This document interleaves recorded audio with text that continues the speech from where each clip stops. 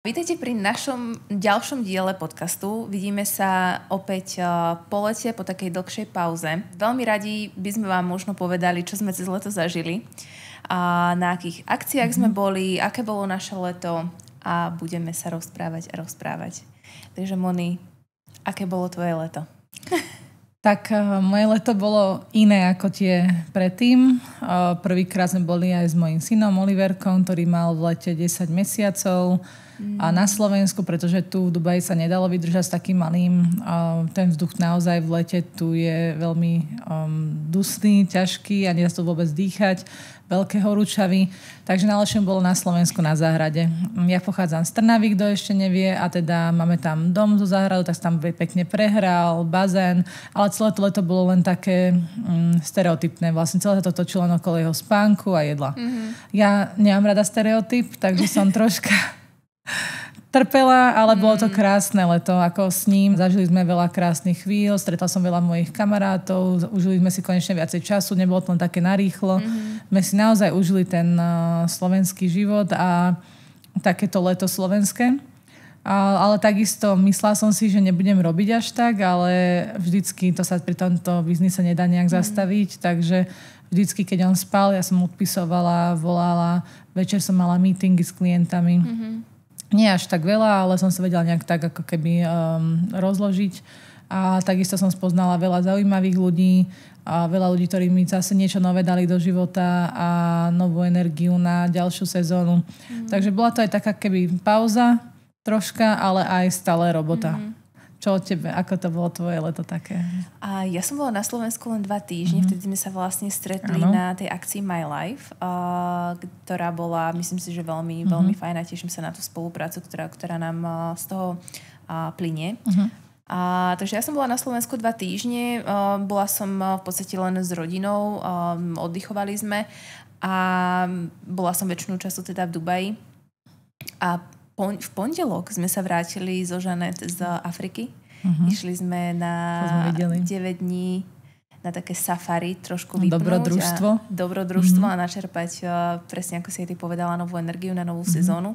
Takže moje leto bolo také, netvrdím, že veľmi oddychové, pracovala som, ale bolo to fajn. Bolo cítiť, že ten trh je trošku taký pomalší, ale ja napríklad osobne nemám dieťa, takže to je iné pre mňa ako pre teba s malým dieťaťom, ale pre mňa je Dubaj cez leto úplne úžasný, pretože tu nie je nikto, je tu kľud. Keď ideš k developerovi, tak žiadne zápchy. Presne tak, žiadne zápchy. U developerov máš čas v podstate v kľude na všetko, na čo potrebuješ. Takže za mňa je to skvelé obdobie. Aj leto. A si spomenula, že sme mali tú akciu, konferenciu My Life. Aké máš z toho pocity? Aké to bolo? Bola to určite zaujímavá akcia. V podstate mali sme tam prednášku a verím, že sme im odovzdali čo najviac informácií, čo sa týka toho trhu v Dubaji a ako som povedala, teším sa na tú spoluprácu. Verím, že to bude fajn. Takisto ja som spoznala veľmi zaujímavých ľudí. Už sme aj nejaké spolupráce vlastne začali, nejaké obchody už idú. Takže myslím si, že budú aj oni veľmi spokojní a myslím, že teraz spojili dosť veľké mená a dosť úspešné mená, 2 kancelárie, ktoré naozaj vedia, čo chcú, za čím si idú a máme takú rovnakú politiku a myslím si aj rovnaké názory na biznis a hlavne sme na obidvoch takých tých správnych vlnách v tomto biznise. Toto vám teraz poviem tak o našom viacej súkromí. Tak cez leto jediná dovolenka bola, to Slovensko neberáš tak ako dovolenku, ale dovolenku sme mali v Turecku, kde sme išli vlastne do Bodrumu a neskôr do Izmíru. Bodrum odporúčam teraz každému, je také nové, ako keby nový Mykonos, Ibiza, Dubaj v tureckej riviere. Tie ceny sú tam, že viete si nájsť rozmanitosť. Sú aj veľmi drahé miesta, sú aj lacné miesta. My sme si zobrali jednu vilu cez Booking. Bolo to úžasné. Odporúčam ísť takto, keď máte niekto malé bábo, ísť s rodinou do vily, nie do apartmánu. Pretože mali sme tam každý, čo chcel. Kto chcel, išiel na bazén, kto chcel, išiel na pláž, kto chcel, bol vo vnútri, vonku. On mal kde spať, mal tam kľud. Presne mali urobený ten náš režim. Takže to bolo skvelé. Takže sme tam mali aj pomoc jednu pani, ktorá nám vlastne upratovala, varila, lebo ja som nechcela byť vlastne na dovolenke, bola tam moja mama takisto krstná a je môjho muža mamina, tak sme chceli, aby si oddychli. A teda to bola obrovská pomoc, že nám varila, upratala, pomáhala. Super. Je to už také naozaj niečo úžasné, že môžeš takto si dopriať, aspoň v tom lete. A teda tam bol môj taký gól, že byť čo minimálne na telefóne. Podarilo sa to? Aj áno, ako samozrejme sa aj nahnevali niektorí ľudia, ale sa vždycky snažila všetkým napísať dopredu, že idem na dovolenku a nebudem môcť odpísať, lebo naozaj tá rodina je dnes skôr taká nahnevaná, veď my sme non-stop na telefóne. Keď zoberieš včera, čo sa mi stalo, vlastne som stratila WhatsApp na jeden deň, ja som bola ako bez nohy, bez ruky. Náš celý život je na telefóne. Takisto ja som chcela pri tom na okamihu, lebo ja som robila od 3. mesiaca, ako som vlastne porodila. Čiže ja som bola non-stop na telefóne. Ja som bola na telefóne aj deň potom, ako som mala cisársky rez, ako C-section. Áno. Takže ja som non-stop robila. Monika nebola na telefóne len vtedy, keď jej malého vybrali. Bola na telefóne. Ale ešte si mohla byť na telefóne aj počas cisárskeho, nie? Tak, lebo si nebola úplne inak áno. Ale to som mala stres, to nie. Ale bola som predtým na telefóne. Do posledného momentu som bola na telefóne. Samozrejme nerobila som, ale tak pozerala som si len, čo sa deje vo svete. Ale tak toto bol taký môj prvý refresh. Naozaj, že ten týždeň sme si tam užili bez telefónu viac menej. Pozerala som samozrejme správy, lebo to máš také, sa nedá ani vysvetliť. Veľa ľudí to možno chápe z biznisu, ale niektorí to nechápu, že to sa nedá. To už je taká závislosť, naše hobby, my to milujeme, to už je taká láska, tá práca. No. Tam stále pozeraš sa deje a sa to nedá. Presne. A áno, je smutné niekedy, že aj tí klienti to nevedia pochopiť, že potrebujeme aj my tých pár dní za rok. Ja som naozaj behom roka nebola tak, že týždeň bez telefónu. Ja som každý deň má každý odpoveď. Ak nie, tak do 2-3 dní. Ja, že veľa ľudí našej branže ani neodpíšu tomu klientovi aj mesiac, ale u mňa naozaj majú tú odpoveď, OK, keď nie ten deň, tak 2-3 dní maximálne. Nedá sa naozaj, my máme tých správ cez stovky denne. Ráno sa zobudím a už mám 40 správ. No. Takže to, keď sa ti nakopí, tak potom týždni bolo čo dobiehať, tak 10 dní sme tam boli. Izmíre sme boli potom neskôr, Izmír sa mi až tak nepáčil, to bolo také skôr len s rodinou sme tam išli, pozrieť aj rodinu môjho muža. Ale už som tam asi neišla druhýkrát. Takže Bodrum odporúčaš? Bodrum odporúčam 10 na budúci rok a treba ísť. Je tam priamy let z Dubaja. Fakt? A hej, sú tam úžasné beach cluby, úžasné reštaurácie, krásne prostredie, jedlo. Áno, mali sme aj prvýkrát sme išli vlastne tak na party po dlhom čase. Boli sme jeden večer v Zume. Zuma je vlastne aj v Dubaji. A úžasná hudba, super to bolo. Takže to som si tak užila. To mi vlastne mama zavarovala malého, že dobrala na noc, takže to bolo skvelé. Ja som nemala narodeniny už asi 6-7 rokov na Slovensku, vždy som oslavovala v Dubaji. Wow. Vlastne minulý rok sme boli spolu na moje narodeniny, na 30-ku. Tak teraz som si tak vynahradila, lebo keď som mala 30-ku, som nemohla byť doma, lebo som mala mesiac do porodu, takže sme boli tu. A sme boli tu na branči, dobre bolo. Dobre bolo. Nebolo zle. Ale teda vlastne ja som si tak vynahradila na Slovensku, že som si robila jeden deň také, že s kamarátmi, čo tam mám, čo sme vlastne kedysi aj spolu žili v Dubaji a potom bola druhá rodinná oslava. A tak som si tak vynahradila tú 30-ku tento rok tam. Tak sme išli na takú loď. To bola vlastne party na lodi. Organizovala to nejaká partia chalanov. Ako to bola normálne otvorená akcia. My tam len prenajali nejaké ako keby stoly. A tam sme boli asi 15. A potom sme išli ešte do môjho kamaráta klubu Aldea. Odporúčam v Bratislave. Toto nie je reklama, ale reklama. Toto nie je reklama. Tak, ale odporúčam, bolo to fakt super. Takže tam potom sme boli neskôr ešte na 1-2, zatancovali sme si a išli sme domov. Super. Ale už keď si mamou, tak máš v hlave stále takú brzdu, že OK, treba byť zodpovedný. Na čas doma, bola som doma možno pred 1 ráno, nebola som nejak do rána. Takže už to máš také iné a hlavne už si potom uvedomíš, čo ťa čaká na druhý deň a že musíš fungovať, lebo to sa nedá. No. On si vyžaduje 100% pozornosť. No a potom v sobotu bola krásna rodinná oslava, sme vlastne boli s babkami, dedami, strýcov a takto, čo tam boli všetci naša rodina. A tam som aj zobrala fotografku, aby nás tak nejak zaznamenal navždy, lebo tie fotografie sú navždy. Tak máte krásne spomienky. Áno, lebo nikdy nevieš, akom počte budeme o rok, lebo život je nevyspytateľný a už nie sú najmladší a naši starí rodičia, takže to bolo také pekné. A mali sme šniclu na obed. Dal to také typické slovenské, že šnicla, zemiakový šalát. Wow, to bolo neskutočné. Áno, a teda ty si mala takisto narodeniny, takže všetko najlepšie ešte dodatočne. A teda ako si ty oslavila a koľko si mala rokov, keď sa môžeš takto zdôveriť na kameru? Oslavila som ten rok 34 rokov. No, krásny vek. Čas letí. To je len číslo a krásny vek, stále mladá žena. Áno.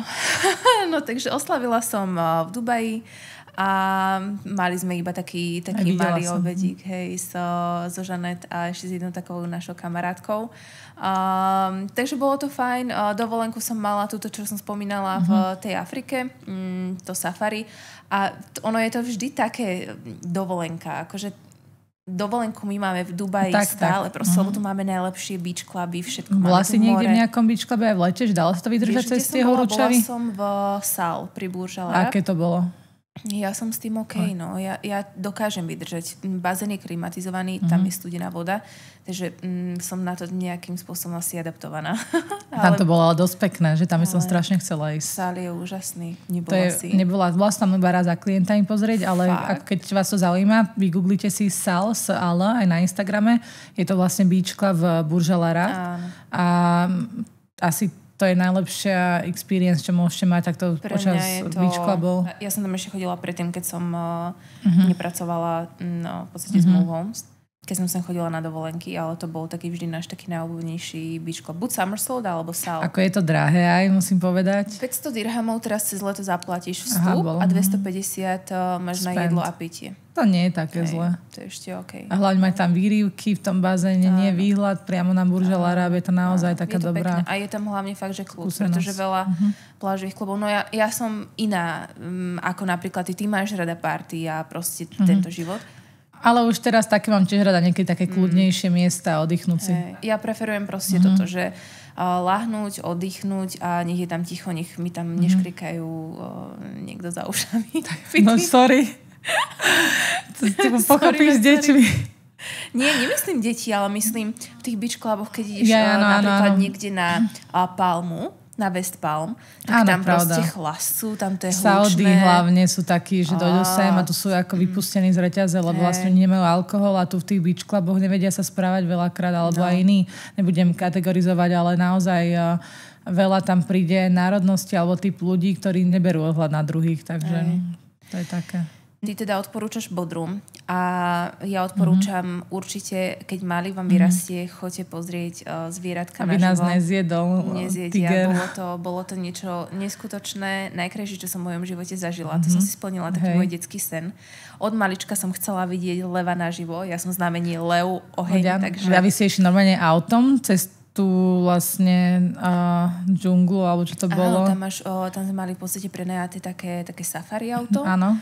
3 dní sme mali také auto, ktoré malo aj dvere, skla a na jednej guide sme mali auto bez dverí, skiel, čiže proste som bola ja a tuto bol Leo, hej. Nie, hej. Žiadne, proste neboli sme to sa nebali, že by mohol skočiť niečo za mňa? Tak ja som dôverovala tomu pánovi, ktorý šoferoval. Ale keď sme si so Žanet posielali nejaké videá, čo v podstate nám vybehli na Instagrame, čo ako niektoré napríklad aj slony zaútočili, tak to nie je sranda, no. Wow. A potom som chcela opýtať, vy ste normálne spali v stane v safari? Áno. A bolo si niečím ochránené, či nie v okolí? To bol proste stan. A kto vás tam ochraňoval? Oni nám povedali, aby sme si poriadne zatvárali, zazipovali ten stan, aby nám napríklad opica neprišla dnu. A keď sme išli von zo stanu a už bola tma, tak vždy nás proste ten pán sprevádzal tam, kde sme chceli ísť. Už to bola reštaurácia, recepcia alebo tak. Či to normálne to tam bol akoby taký hotel? Máš tam recepciu a tak? To bol akoby taký kemp. Kde boli títo stany, bola tam reštaurácia, kde sa podávali raňajky, obed, večera a malo to recepciu, čiže bolo tam rozmiestnených niekoľko stanov v tom kempe. Ale ja si myslím, že to už to je tam tak, že tam sú ľudí, že tam už ani tie zvieratá možno neprídu takto, že vedia, že tam je asi... Akože tie opice boli dosť blízko, ale lev alebo zebra si tam nemyslím, že by neprišli, prišla. Že? A hlavne tam to majú kontrolované v okolí, nie? Áno. Ale aj tak akože mali aj v noci zapálené tie fakle, no proste, aby možno to odháňalo tú zver, neviem. Ale bolo to v noci počuť, ako tam zavíja hyena, alebo si počula leva. A spala si normálne, či ani nie? Spali sme, no tak ale občas si sa zobudila. Lebo ti bola jednak zima a si počula rôzne zvuky a bola tam proste, si otvorila oči a bola, že tma. Nebola, že tma, ale bola to čierna tma. A internet tam bol? Mali sme kúpené dáta cez Airalo. Aha. Vieš, tá eSIM-ka. Ale keď sme prišli potom do Zimbabwe, tak tam sme si kúpili Airalo. a nešli nám dáta, nešli nám to spojiť. Tak som písala na AirAllo support a oni, že prepáčte mi, že my tuto nemáme dáta. Tak sme boli bez internetu. Zimbabwe, Victoria Falls, žiadne pokrytie, ale mali sme v hoteli Wi-Fi. A tam sme v podstate už nebývali v stane, ale boli sme v normálnom hoteli. No, tam sme si trošku dopriali tiež. A to bol krásny hotel s výhľadom na safari.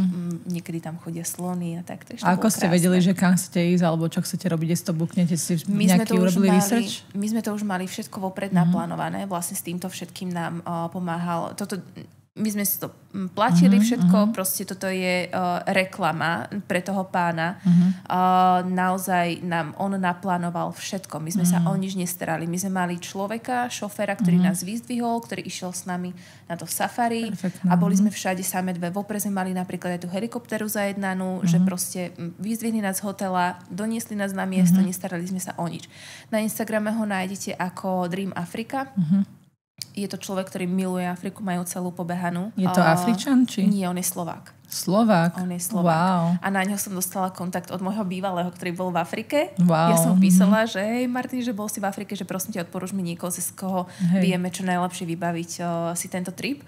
Takže on mi ho odporúčil a odporúčam ho ja ďalej, pretože naozaj vám ten trip naplánuje do bodky. Čiže on tam bol s vami, tento on Slovák? On tam nebol. Ten Slovák tam nebol. On nám to všetko naplánoval na diaľku. Mali sme v podstate celý ten guide, čo budeme robiť kedy a tak ďalej. Čiže on nám to všetko na diaľku s nimi dohodol a už nás tam len ľudia čakali a boli sme bez starosti. Takže odporúčam.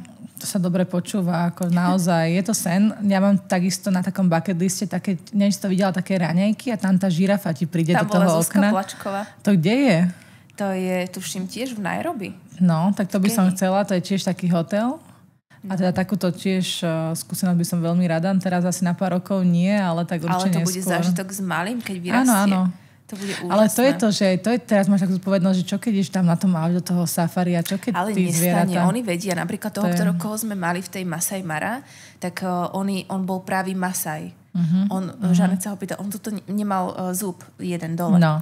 A sme sa ho pýtali, Žanet sa ho pýtala, že prečo nemá zub. A tuto mal na ušiach také diery. A sme sa ho pýtali, že čo to je? Why you don't have a teeth? A tuto máš proste diery. A on, že to znamená to, že je pravý Masai. Že Masajovia v Afrike, keď sú malí, tak im vytrhnú zub.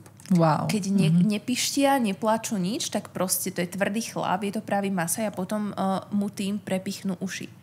Čiže on je zžitý s prírodou od malička. Čiže on s tými zvieratami vyrastal, čiže naozaj sme mu dôverovali. Proste, no tak ale samozrejme, že asi vždy sa môže niečo stať. Neviem, no. Ja mám taký ešte nesplnený sen, to potápanie so žralokmi, tej Shark Cage. Tým, že som vlastne celý život plávala, ja milujem vodu zasa. Pre mňa voda je to, ja mám rada ten podmorský svet, mám rada, to by som chcela... Tak, my sme také protiklady, ty si voda a ja oheň. Tak to by som ja chcela preskúmať a teda ja chcem takto či už s veľrybami plávať, alebo s týmto žralokom. To by som sa nebala možno. Fakt? To by som ja nedala. Ja dôverujem takto vo vode, ako dôverujem takto zvieratám. To je stranda. Proste ty si viac voda. Ale napríklad Veronika hovorila, že ja som práve že zem a Onur je voda, on je ryby a ja som Virgo. Ale možno taký ten, každý je iný, aj keď máš znamenie, tak... Možno je to spojené s tým, že si plávala. Niečo také, milujem vodu a toto všetko, takže... Ale tak vidím, že mali veľmi zaujímavé letá. Ďalej by som prešla k tomu, čo sa zmenilo v Dubaji počas leta. Myslím si, že veľa z toho nezmenilo, ale hlavne bolo prekvapivo veľa nových projektov zaujímavých spustených. Takisto som si všimla, že keď chcete niečo výhodné kúpiť, oplatí sa to v lete, lebo v lete sa vám ujdú aj lepšie jednotky, tým, že tí najväčší investori boli niekde v Európe a nemali čas na investovanie.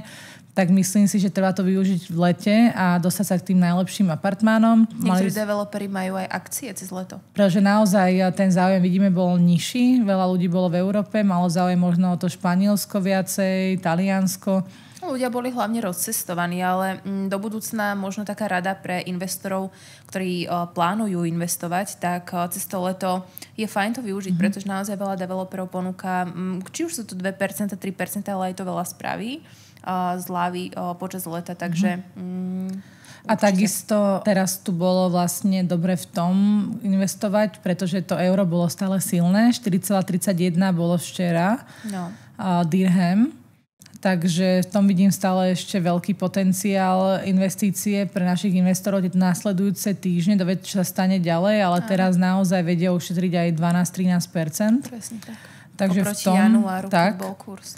A takisto, čo nás čaká na jeseň, máš nejaké informácie, nejaké tajné projekty možno budú ohlásené, alebo čo vieme len my? Dvoch mojich takých obľúbených developerov tak budú mať projekty na beachfronte, takže všetci, ktorí chcú investovať napríklad na Dubai Island alebo v nejakej lokalite prímorskej, tak koncom roka budú určite zaujímavé projekty. Teraz máme včera spomínaná spúšťačka projektu v Mejdan, takže určite je veľa nových projektov. Takisto by som doplnila, Leaf Developer bude mať nový projekt teraz, stále čakáme, nemáme žiadne informácie, takže myslím, že to bude veľmi dobré. Áno, to bude tiež veľmi zaujímavé. Minulý rok v Dubai Maritime City, čo to bol projekt, december, áno. To bolo šialenstvo. To normálne, keď som videla aj to video o tom projekte, to som mala normálne už skoro slzy, že wow, že to bolo tak veľkolepé a naozaj sa veľmi teším na tú lokalitu, keď už to bude dostávané. Takisto môj klient teraz zainvestoval do toho Mina Rashid City hneď vedľa, čo má vlastne MR. Od MR kúpil apartmán, tam to bude takisto veľmi pekné, aj s tými jachtami. Celé to bude prepojené jednou promenádou, teda už je to prepojené, medzi tým sú reštaurácie, takže určite to bude veľmi zaujímavé, pretože tí rezidenti z toho Maritime City si vedia prejsť pekne peši k týmto reštauráciám. Majú tam aj alkohol dokonca v tých reštauráciách, takže to bude taká top do lokalita Dubaja za 2-3 roky. Áno, súhlasím. Dobre, tak dúfam, že vás zaujal troška takýto diel ohľadne nášho súkromia a leta. A takisto sa tešíme na budúce. Tešíme sa na spoluprácu s vami a vždy privítame vaše či už nápady, otázky alebo čokoľvek dole do komentára pod video. Plne naladené energicky vaša Monika a Natália. Majte sa krásne. Pekný deň.